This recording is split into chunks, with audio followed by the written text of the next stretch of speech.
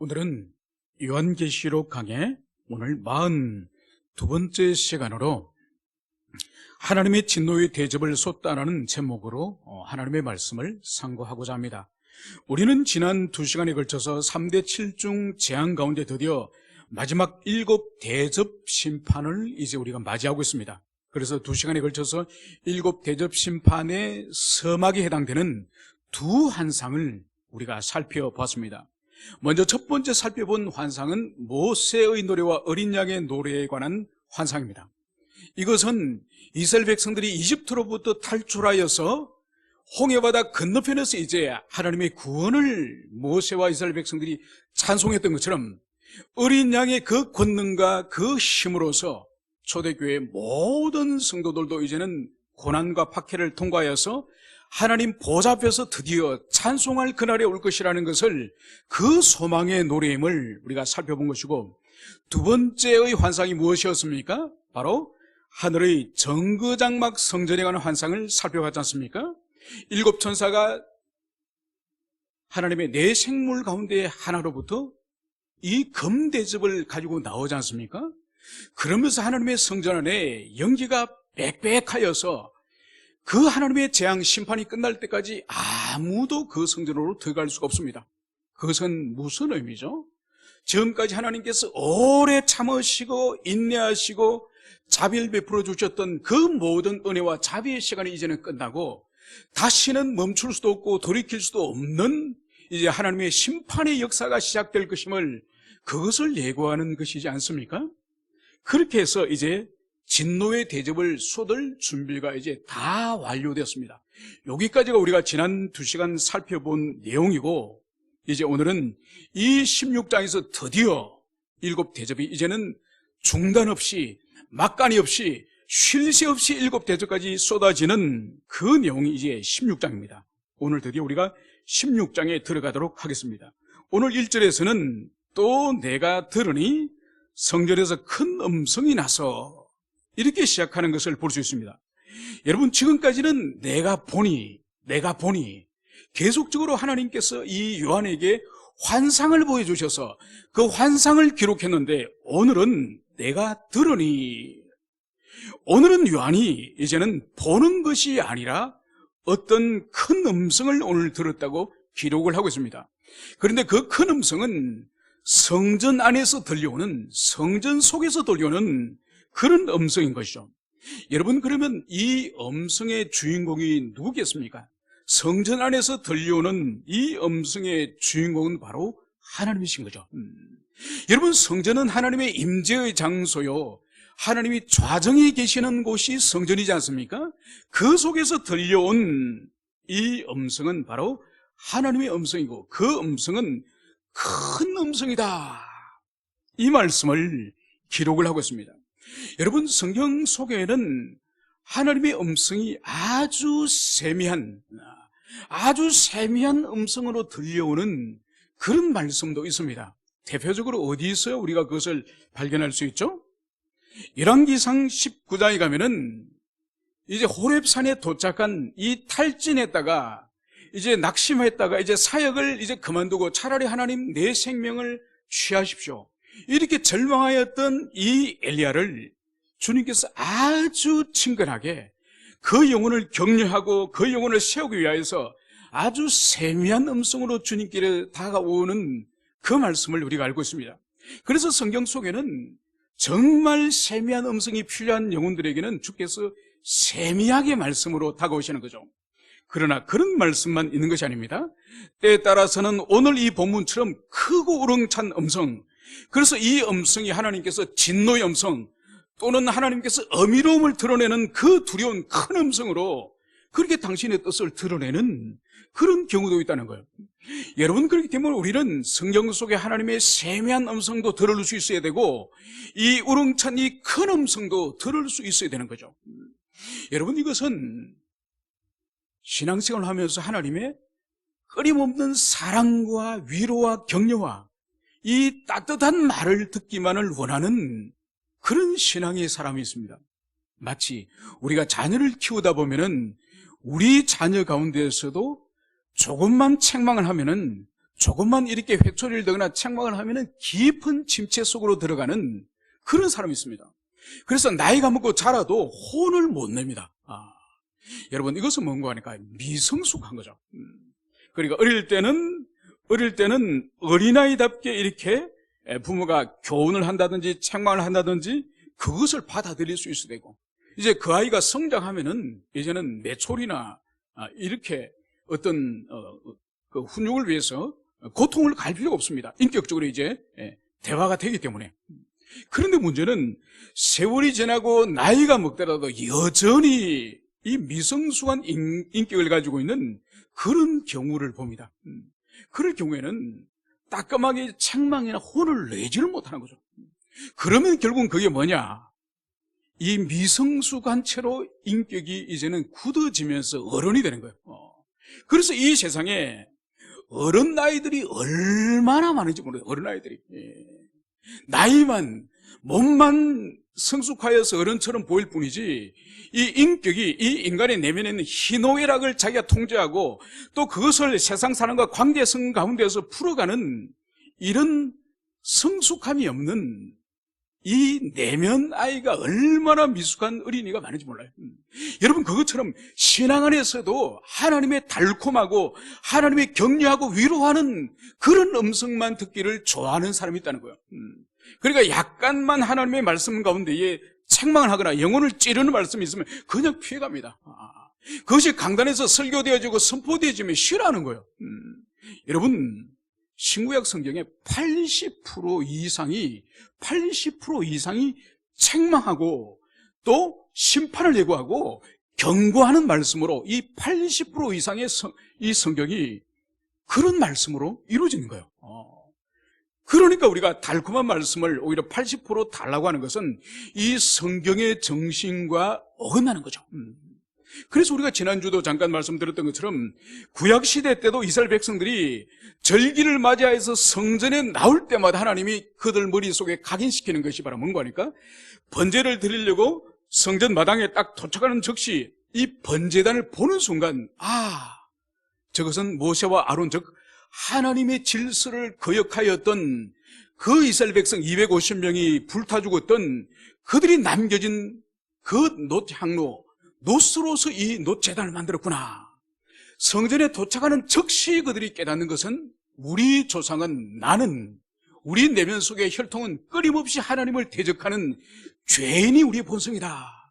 이것이 구약 성경에서 이스라엘 백성들이 성전 마당에 도착하면 제일 먼저 주님이 깨닫게 하시는 거예요. 그리고 성전 속의 가장 깊은 곳, 주님의 임재를 상징하는 가장 깊은 곳에 있는 법궤 속에는 뭐가 있다 그랬죠? 그곳에 있는 그 두 돌판, 두 돌판은 하나님께서 이스라엘 백성들이 얼마나 그들이 패역한지 모세가 그 하나님으로부터 돌판을 가지고 내려오다가 깨뜨려 버리지 않습니까? 그죠? 깨어지고 난 이후에 두 번째 돌판이 그 속에 있지 않습니까? 그러니까 너희들이 하나님 앞에 얼마나 패역한 존재인지, 그리고 아론의 그 상단지팡이, 하나님 말씀을 끝까지 거역하면서 아론을 통해서 주님께서 제사를 받으시고 이스라엘 백성들이 중보자 되게 하셨다는 그것을 그들은 거부한 거죠. 그래서 아론의 상단지팡이를 주지 않았습니까? 또 그들이 결핍 가운데 떨어졌을 때에, 먹지 못했을 때에 하나님께 기도하면 될 텐데 모세와 아론과 하나님을 원망하면서 그들이 그렇게 반항하지 않았습니까? 이스라엘 백성들의 패역함을 또한 보여주는 거죠.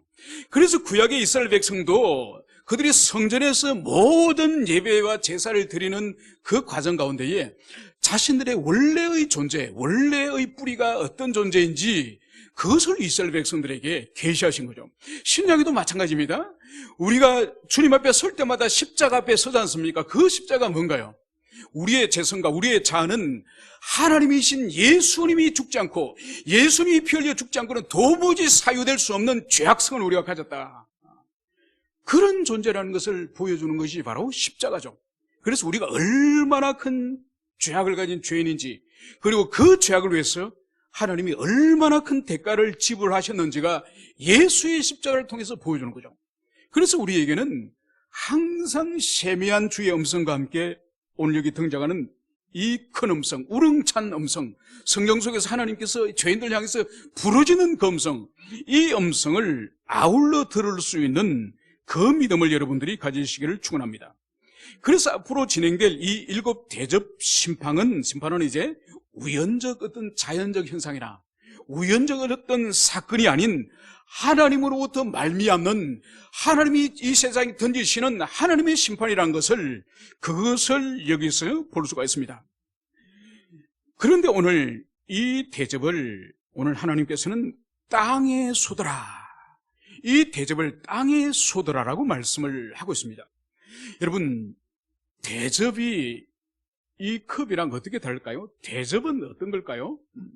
여러분, 대접은 이렇게 높이가 높지 않지 않습니까? 대접은 옆으로 평평합니다. 그죠? 퍼져 있습니다. 그래서 이 대접은 잘 엎질러지지 않아요. 컵이나 이런 길쭉한 이런 잔은 엎질러질 수가 있지만은 대접은 이 구조상 엎질러지지 않습니다. 이 대접은 억지로 가져가서 부어야 그 내용물을 쏟아부을 수 있는 거예요. 그래서 오늘 하나님께서 이 대접을 땅에 쏟아라, 땅에 쏟아부으라, 이 명령을 여기서 하고 있습니다. 그런데 여기서 먼저 땅이 도대체 뭘까? 이 대접을 쏟아 부어야 되는 이 대상자인 이 땅이 뭔지를 우리가 생각해 볼 필요가 있습니다. 우리의 눈으로 보이는 이 땅을, 이 대지를 말하는 것일까요? 그것이 아닌 것이죠. 여기서 이 땅의 개념은 이 하늘, 천상과 대비되는 그런 개념으로 우리가 이해를 해야 됩니다. 여러분, 천상은 하나님이 다스리시는 하나님께 속한 하나님의 거룩한 영역이 천상 하늘이지 않습니까? 그거와 대비되니 이 땅이라고 하는 것은 하나님과 어린 양이신 그리스도, 그리고 그의 백성인 교회, 이것을 대적하는 세력이 있는 그 대상지가 바로 이 땅이라는 것을 우리는 기억을 해야 됩니다.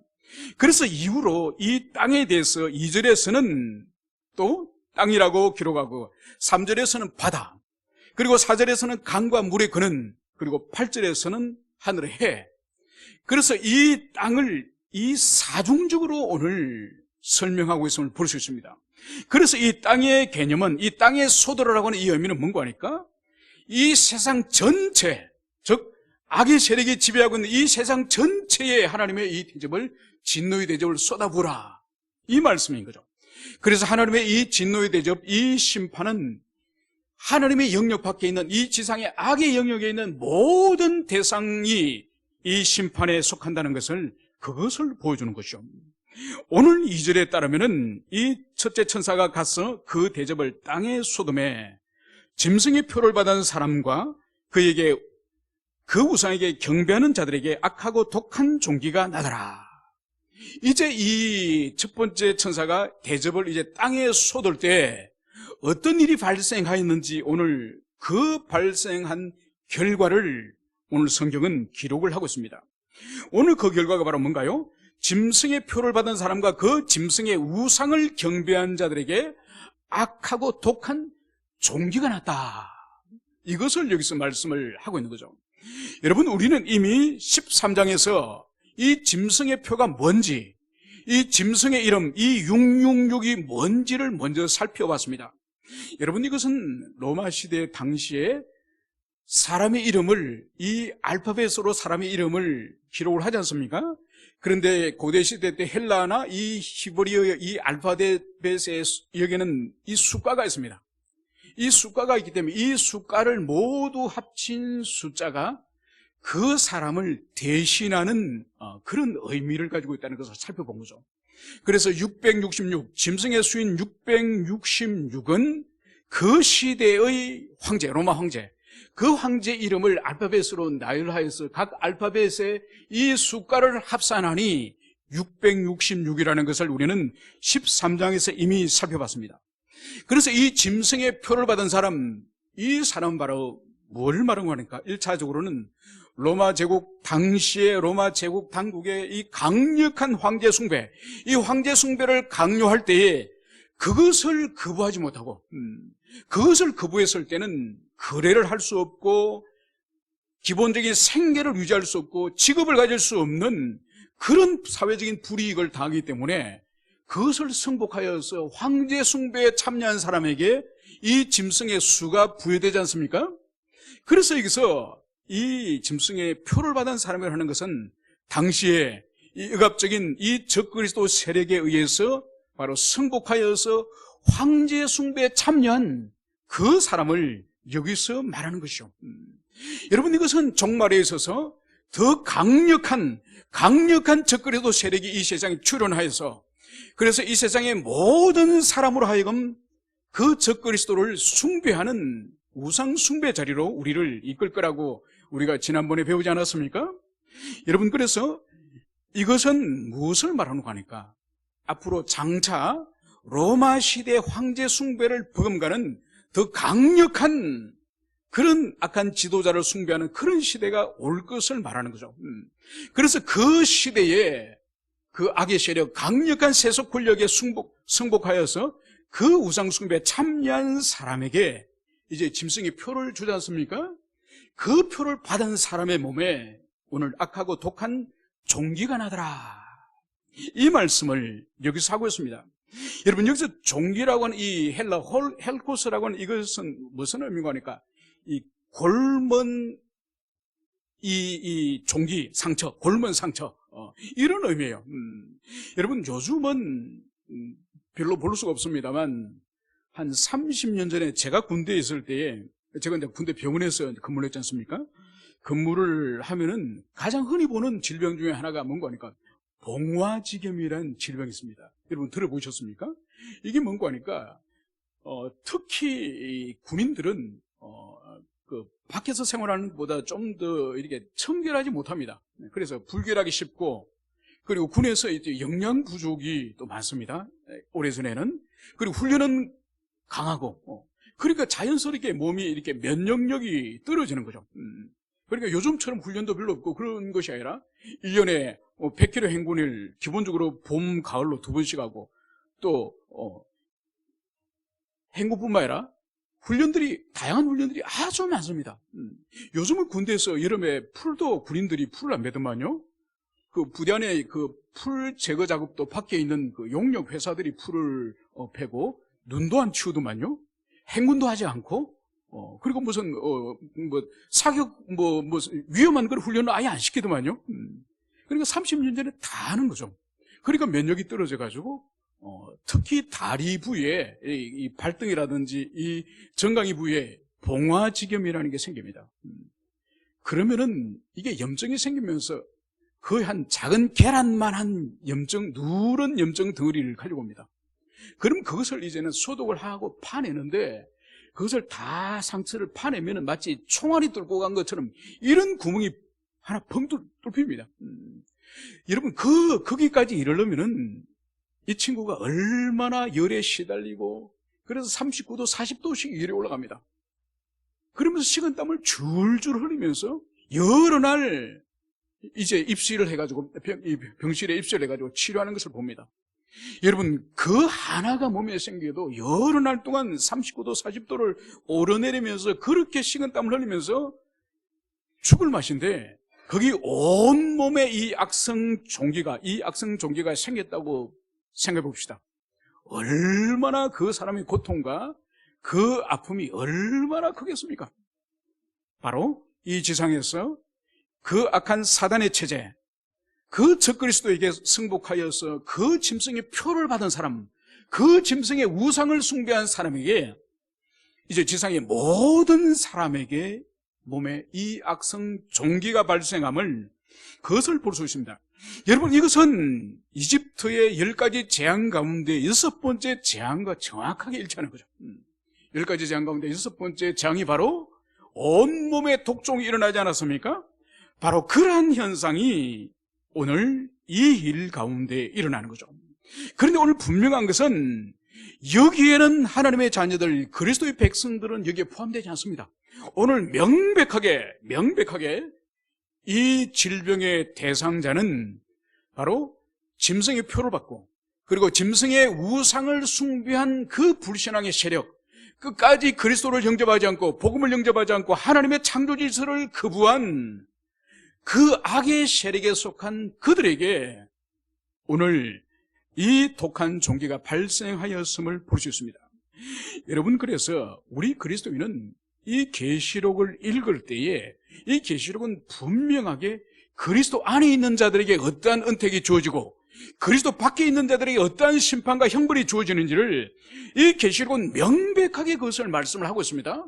그래서 이 계시록은 우리가 읽고 묵상을 할수록 우리에게 두려움을 주는 책이 아니라 우리에게 위로와 소망을 주는 그런 책인 거죠.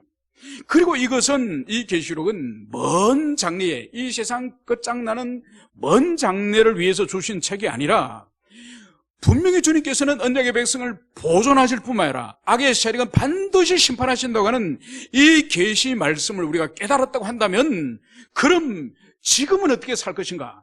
지금부터 어떻게 살 것인가? 이 말씀이에요, 여러분. 그래서 이 계시록은 먼 장래에 해당되는 그런 말씀이 아니라 우리 자신이 지금 현재, 지금 어떻게 살 것인가를 고민하게 하고 선택하게 하는 말씀이 바로 이 말씀이라는 것을 여러분들이 가슴에 새기시기를 바랍니다. 오늘 3절에서는 이제 둘째 천사가 그 대접을 바다에 쏟으며, 먼저 둘째 천사가 대접을 쏟은 이 바다는 도대체 무엇을 의미하는 걸까요?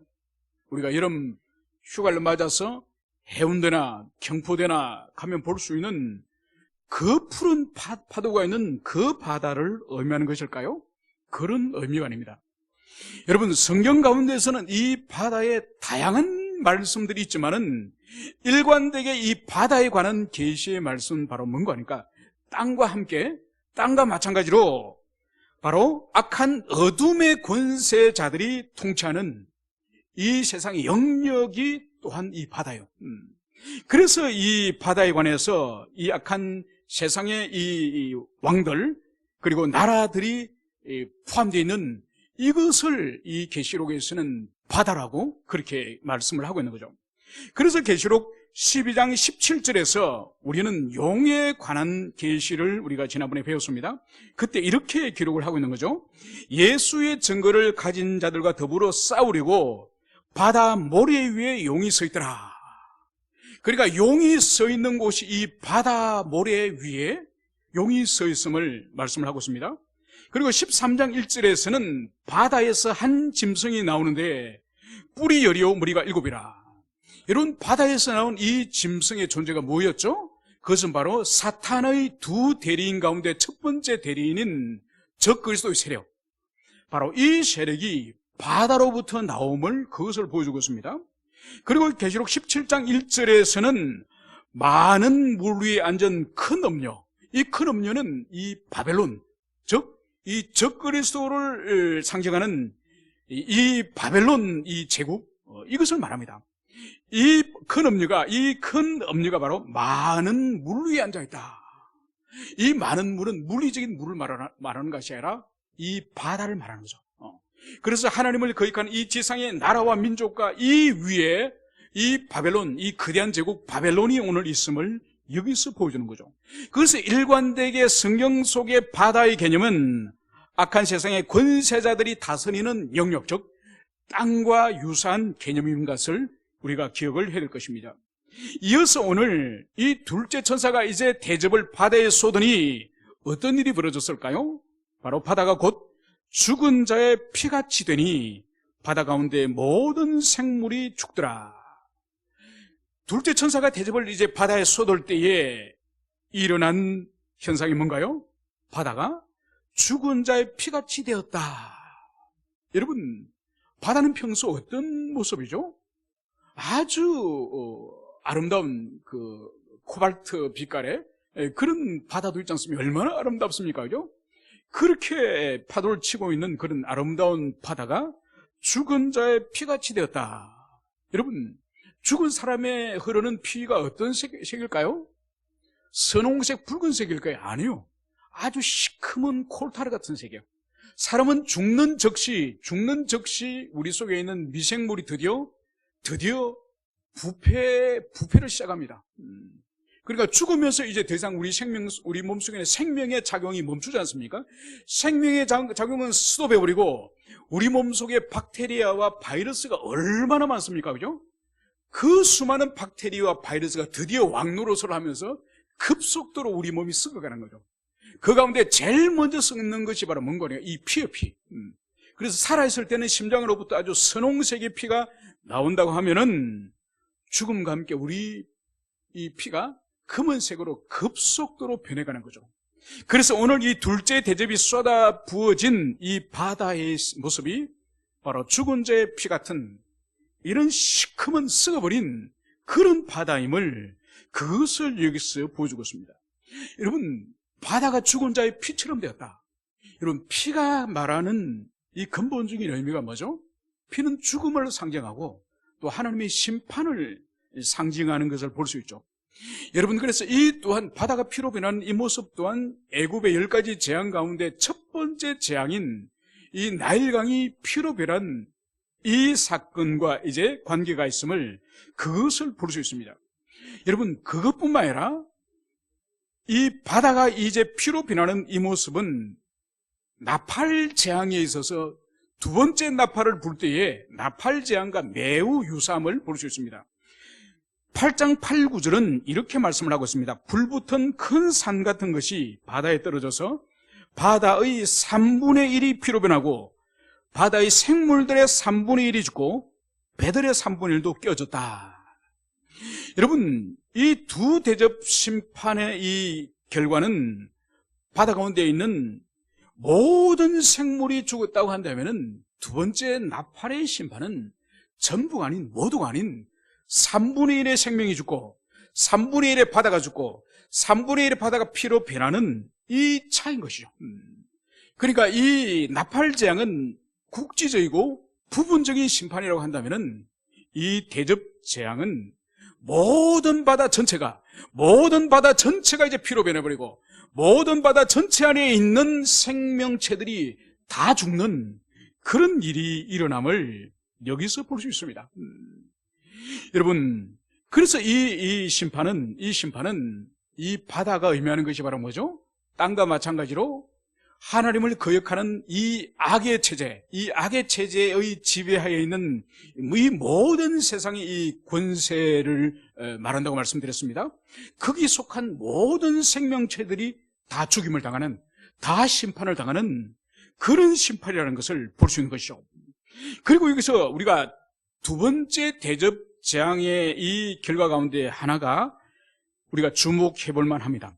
바로 뭔가 두 번째 나팔 재앙, 이 바다에 이 불붙은 산 같은 것이 떨어지면서 바다가 피로 3분의 2 변하고 바다의 생명체가 3분의 1이 이제 죽고, 그리고 마지막에 하나가 바로 뭔가 하니까 바다의 배들의 3분의 1, 이 배들의 3분의 1이 파괴되는 그 재앙이 있음을 두 번째 나팔 재앙에서 살펴봤습니다. 그러면 두 번째 이 대접 재앙에서도 마찬가지예요.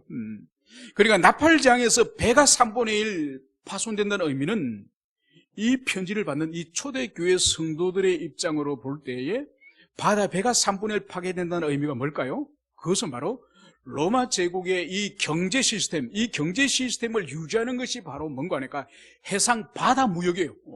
그래서 그 바다 무역을 통해서 양식은 이집트로부터 거대한 이 곡식 선단에서 이 배에서 이집트의 밀을 로마로 수입해가지고 그것을 가지고 먹고 살는 거죠. 그리고 저 동양으로부터는 이제 도자기라든지 이제 그런 고가의 사치품들을 이 동양에서는 이제 배로 또 로마까지 운반을 하고, 그래서 먹는 식량이나 생활 필수품이나 이 고가의 사치품 모든 것들이 이 로마 시대 때는 배로 무역하는 것을 볼 수 있습니다. 여러분, 이것은 지금도 마찬가지예요.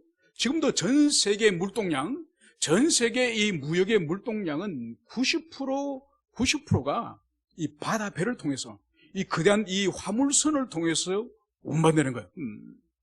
그런데 로마 시대 때 이 바다 배가 3분의 1이 파괴된다는 의미가 결국은 뭐죠?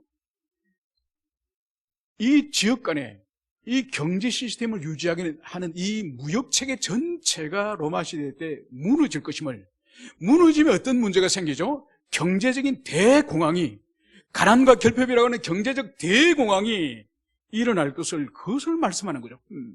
그런데 나팔 재앙에서는 배의 3분의 1이 파괴됐다고 한다면은 이제 이 둘째 대접 재앙에 있어서는 모든 바다의 배가 다 파손되는 그러한 결과가 일어날 것을 그것을 우리가 생각해 볼 수 있는 거죠.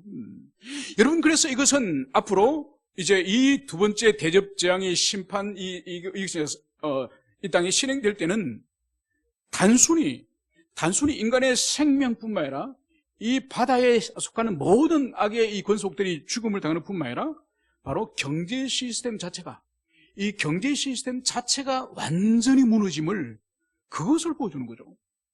여러분, 지금도 코로나로 인해서 수출 수입이 지금 얼마나 많은 통제를 받습니까? 그래서 제때 이제 물건이 배달되지도 않고 또 수입해야 될 물건이 제때 들어오지도 못하고, 그래서 얼마나 어려움이 전 세계적으로 많습니까? 여러분, 이것이 극대화된다고 생각해 보십시오. 그래서 전 세계의 이 물류를 움직이는 이 시스템 자체가 다 주저앉아서 바다의 모든 화물선이 다 파괴되거나 아니면 하늘의 비행기가 모두 파괴돼서, 그래서 지역과 지역 사이에 식량이나 모든 물자가, 모든 것들이 움직임이 멈춰진다고 생각해 보십시오. 이것은 엄청난 생각할 수 없는 그런 대재앙이 일어나는 것을, 그것을 여기서 보여주고 있습니다. 이제 오늘 세 번째 천사가 이제는 대접을 쏟아 부을 때에, 오늘 그 대접이 오늘 강과 물의 근원의 소돔에 피가 되더라. 오늘 둘째 천사의 대접이 이제 바다에 쏟아 부어졌다고 한다면은, 셋째 천사의 이 대접은 강과 물의 근원에 쏟아졌다, 이 말씀을 여기서 하고 있는 거죠. 여러분, 이것이 뭔가 하니까, 바다라고 한다면은 더 전체적인 큰 그림을 말한다고 한다면은, 여기 강과 물의 근원에 이제 쏟아졌다고 하는 것은 하나님의 심판이 더 세부적이고 더 치밀하게 철저한 심판이 오늘 일어날 것임을, 그것을 여기서 말씀을 하는 거죠. 그래서 세 번째 천사가 이제 대접을 쏟아부을 때도 모든 물이 이제 피같이 되었음을, 이것을 말씀을 하고 있습니다. 이것 또한 이집트의 첫 번째 재앙, 나일이 피로 변한 이 재앙과 오늘 유사함을, 그것을 볼 수 있습니다. 그런데 이 세 번째 대접 재앙이 세 번째 나팔 재앙과 또 병행을 이룬다는 것을 우리가 기억을 해야 됩니다. 8장 10절과 11절에서 나팔 재앙을 이제 계시를 하고 있으니, 그때에 이제 나팔 재앙에 있어서는 이 물이 쓰게 되어서 그 썸물로 말미암아서 많은 사람이 죽었다고 기록되고 있지만은, 이 세 번째 대접이 이제 쏟아 부었을 때는 단순히 물이 쓴 것을 넘어서서 아예 물이 피가 됐다, 이 말씀을 여기서 하고 있는 거죠. 그래서 나팔 재앙에 비하여서 이 대접 재앙은 그 대상의 범위도 훨씬 전체적으로 넓어졌을 뿐만 아니라 그 강도도 물이 쓴 정도가 아니라, 물이 마라물처럼 먹을 수 없는 물이 된 것이 아니라 아예 물이 피로 변해버리는 그런 그 강력한 재앙이 오늘 임하였음을 오늘 성경은 말씀을 하고 있습니다. 그리고 이제 6장 16장 5절에서는 요한은 이렇게 말씀을 하고 있습니다. 물을 차지한 천사의 말을 이제 요한이 듣게 됩니다. 여러분, 여기서 우리가 좀 생소한 물을 차지하는 천사라는 이 의미가 뭘까요? 여러분, 물을 차지한 천사란 이 표현은 구약 위경 에녹서에 이런 기록이 있습니다. 그리고 이 계시록 안에서도 우리가 볼 수 있는 것이 바람을 관장하는 천사라는 것이 7장 1절에 기록이 되었습니다. 그리고 14장 18절에는 불을 관장하는 천사라고 기록이 되어 있습니다. 그런 연장선에서 이 물을 차지하는 천사의 의미를 해석을 한다면은, 하나님께로부터 강물과 바닷물, 즉 물에 관련하여서 권한을 가지고 다스리는 그런 천사를 의미하는 거죠. 그래서 오늘 계속적으로 바다가 피로 변하고 강과 물의 근원이 지금 피로 변하고 있는 이 물에 관련되는 이 재앙에 있어서 오늘 물을 차지한 천사가 오늘 여기서 외치는 그 찬송 소리를 오늘 여기서 우리가 들을 수 있는 것입니다. 그것이 5절 말미에서 천사는 이렇게 말씀을 하고 있습니다. 이렇게 심판하는 것이 의로우시다. 6절에서는 그들이 성도들의 피와 선지자의 피를 흘렸으므로 그들에게 피를 마시게 하신 것이 합당하나이다. 이제 물을 주관하는 이 물을 차지하는 이 천사의 오늘 말이 무엇입니까? 이렇게 심판하시는 것이 의로우시다. 바로 첫 번째 천사의 대접이 이제 쏟아부을 때에 짐승의 표를 받은 모든 사람의 몸에서 이제는 이 독한 종괴가 나서 그들이 죽지도 못하고 고통스러워 부르짖는 이 심판, 그리고 두 번째 천사가 이제 대접을 바다에 쏟아부을 때에 모든 바다가 이제는 피로 변하고 그 바다에 살고 있는 모든 생명체가 죽는, 그리고 세 번째 천사가 이제는 대접을 강과 물의 근원에 쏟아부을 때 피로 변화버리는 이런 이 재앙, 이 심판이 바로 의로우시다. 이것이 부당하고 이것이 옳지 않고 이것은 하나님의 성품에 옳지 않습니다. 이렇게 말하지 않는 거예요. 이 천사는 바로 이 심판이 의롭습니다. 하나님 당신의 성품에 합치됩니다. 이것을 오늘 천사는 외치고 있는 거죠. 여러분, 이것은 뭔가 하니까 오늘 왜 이것이 옳으냐? 천사는 바로 그들이 이 땅의 세력과 이 바다에 속한 이 악의 세력들이 바로 성도들의 피와 선지자의 피를 많이 흘렸기 때문에 그들이 피를 마시는 것은 합당합니다. 이 말씀을 여기 하고 있는 거죠. 여러분, 교회 역사를 살펴보고 인류 역사를 살펴볼 때에 의인이 이 지상에서 의인으로서 대접을 받고 악인이 악인으로서 형벌과 심판을 받는 이 공명정대한 의로운 세상이 과연 이 지상에 있었습니까? 어느 시대를 가더라도 악인들이 왕노릇하고 교활하고 악랄한 그런 사람들이 더 세상에서 인정을 받고 더 세상에서 번영과 영화를 누리는 것이 역사 가운데 보편적 현상이었습니다.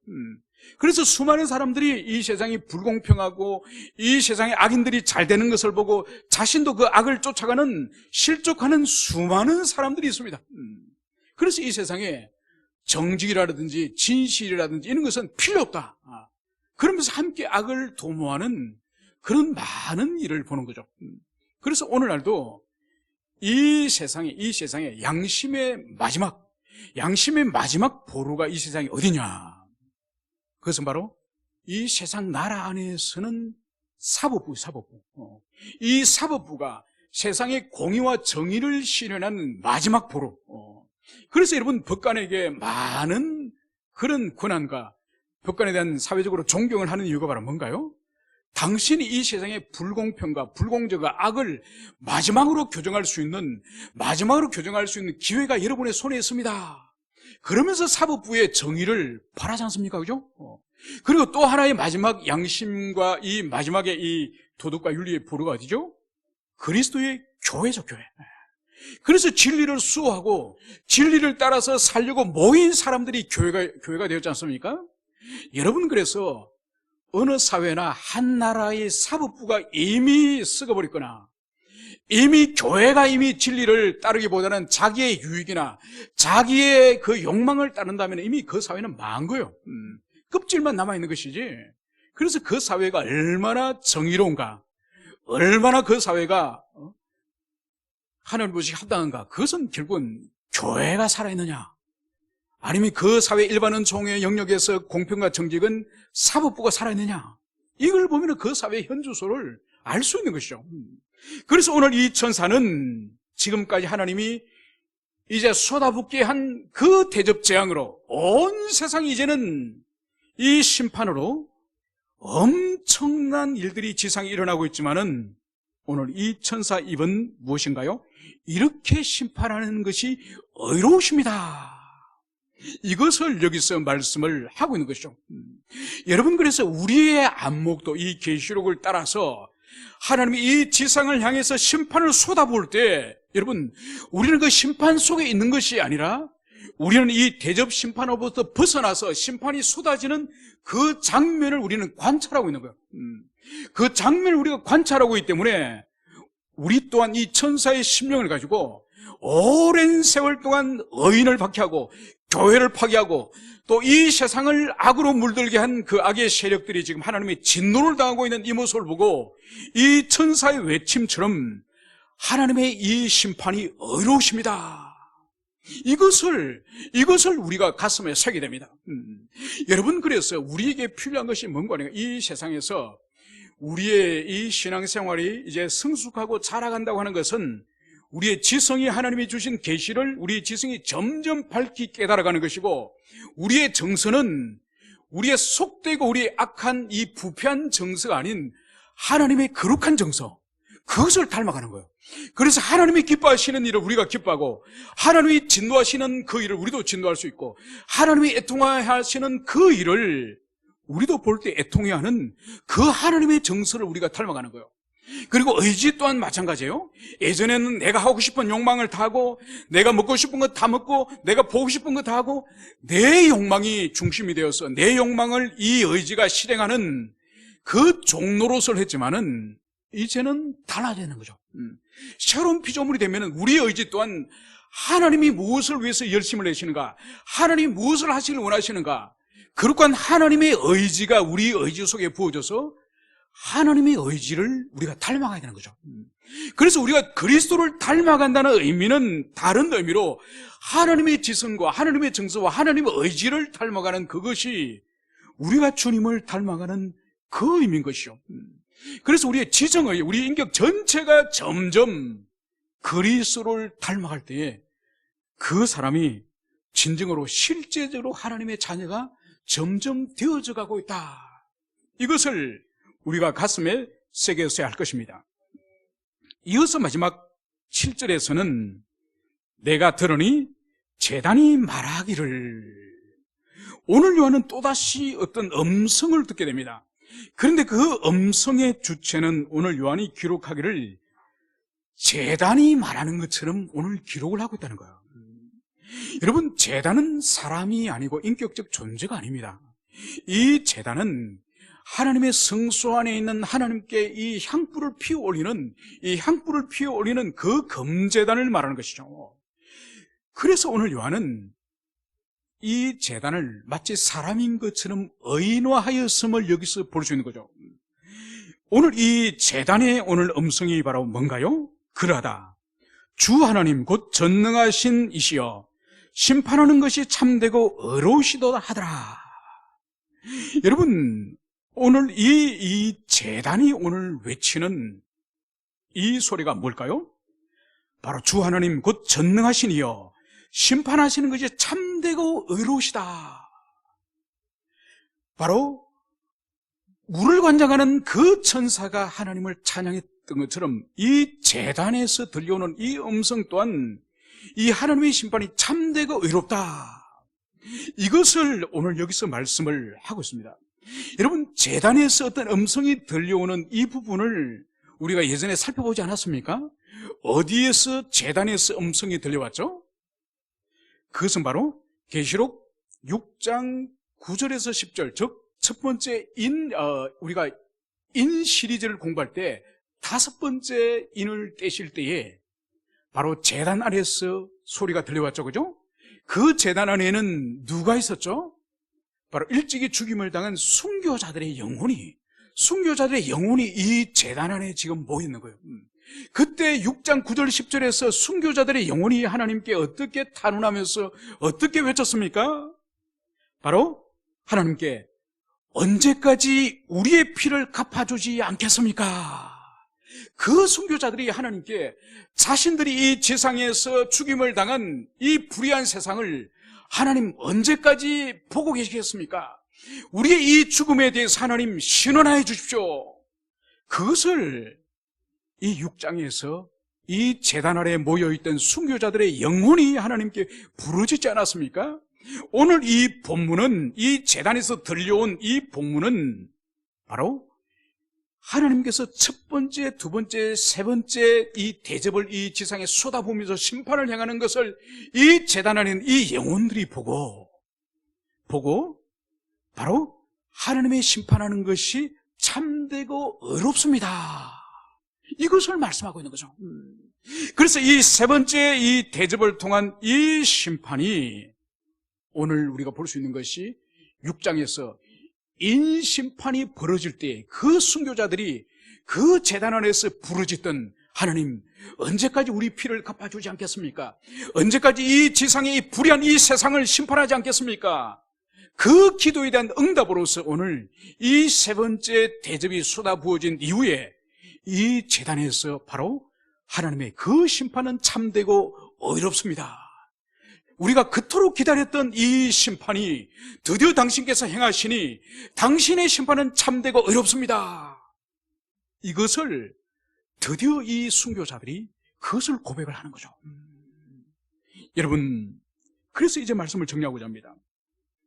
이 지상에서 장차 일어날 이 하나님의 이 심판, 이 마지막 심판, 이 심판을 통해서 알 수 있는 것이 바로 뭔가 하니까 하나님의 주권적으로 이 땅을 심판하시지만은 순교한 성도들, 고난과 박해를 당했던 이 교회의 이 기도를 주님께서 들어주시고 그 기도에 대한 응답으로서 이 세상을, 이 악의 세력을 하나님께서 심판하신다는 것을 우리가 또다시 우리가 가슴에 새게 될 것입니다. 여러분, 그러므로 우리는 반드시 이 지상에 지금 우리가 눈으로 볼 때에 도무지 용납할 수 없는 이 악의 세력들, 그리고 도무지 이해할 수 없는 불의가 이 왕노로 타는 이 세계를 여러분 너무 억울해할 필요 없습니다. 너무 억울해할 필요 없는 거예요. 우리는 이 계시록을 통해서 이 세상의 마지막의 모습, 종말의 모습을 이미 알고 있는 사람이에요. 여러분, 영화 암살을 보면은 상해 임시정부 안에서 압력하고 있던 일본 그 스파이 밀정이 마지막에 이제 심판을 당해서 죽지 않습니까? 총에 맞아 죽지 않습니까? 그때 왜 동지를 배신했냐고 그렇게 묻지 않습니까? 그때 이정재가 죽으면서 뭐라 그러죠? 총에 맞아 죽으면서 뭐라 그러죠? 일본이 망할 줄을 자기는 생각도 못했대.